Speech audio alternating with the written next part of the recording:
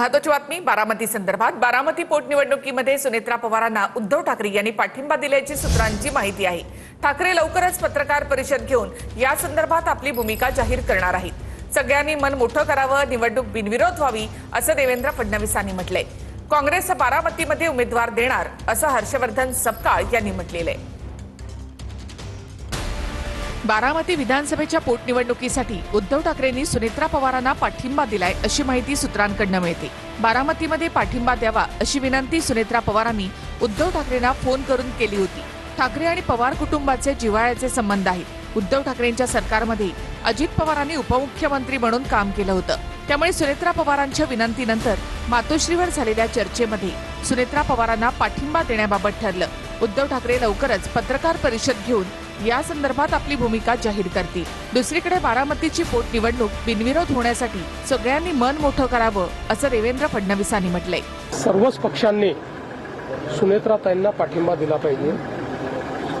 माझी अशी सर्वांना विनंती असेल की ही पोटनिवडणूक बिनविरोध झाली तर महाराष्ट्राला साजेशी अशा पद्धतीनं ही परिस्थिती होईल। मला असं वाटतं सगळ्या पक्षांनी मन मोठं करून बिनविरोध निवडणूक केली पाहिजे। उमेदवार ठरवण्यासंदर्भात त्यांच्या पक्षामध्ये हालचाली सुरू आहे। हा त्यांच्या पक्षाचा एक निर्णय आहे। महाविकास आघाडीत जरी असलो अजितदादा पवार हे माननीय उद्धव साहेबांचे मुख्यमंत्री असताना अत्यंत विश्वासू आणि निकटचे सहकारी। त्याच्यामुळे मला असं वाटतं की माननीय उद्धव ठाकरे साहेब आपल्याशी या विषयावर बोलतील। काँग्रेसनं मात्र बारामतीची पोटनिवडणूक लढवण्याचा निर्णय घेतलाय। उद्या दुपारपर्यंत बारामती आणि राहुरी पोटनिवडणुकीसाठी उमेदवार जाहीर करू असं काँग्रेस प्रदेशाध्यक्ष हर्षवर्धन सपकाळ यांनी म्हटलंय। तर पटोलेंनी मात्र काँग्रेस पक्षाचा निर्णय आपल्याला माहिती नाही असं म्हटलंय। दोन्ही ठिकाणच्या ज्या जागा आहेत या सर्व स्त्रोत आहे की तुतारी चिन्हावर राष्ट्रवादी या निवडणुका लढल्या होत्या। ते लढत नसतील तर काँग्रेस त्या ठिकाणी लढण्याकरता तयार आहे अशी सविनय भूमिका ही काँग्रेस पक्षाची होती आहे। त्यामुळे जी भूमिका होती त्या भूमिकेवर काँग्रेस ठाम आहे आणि उद्या दुपारपर्यंत याचा अंतिम निर्णय हा घेतला।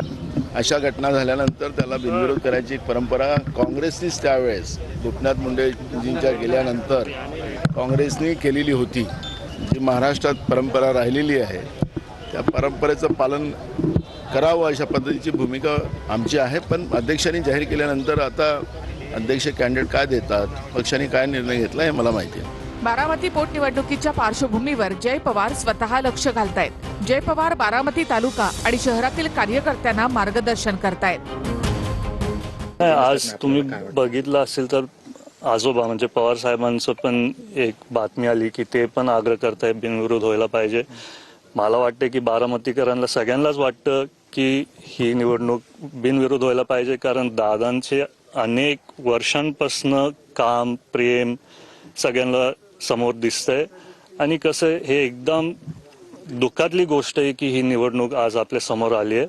त्याच्यामुळे मला वाटतंय की सगळेच बारामतीकर दादांचं कुटुंब असून त्यांच्या पण मनात भावना आहेत की ही निवडणूक बिनविरोध व्हायला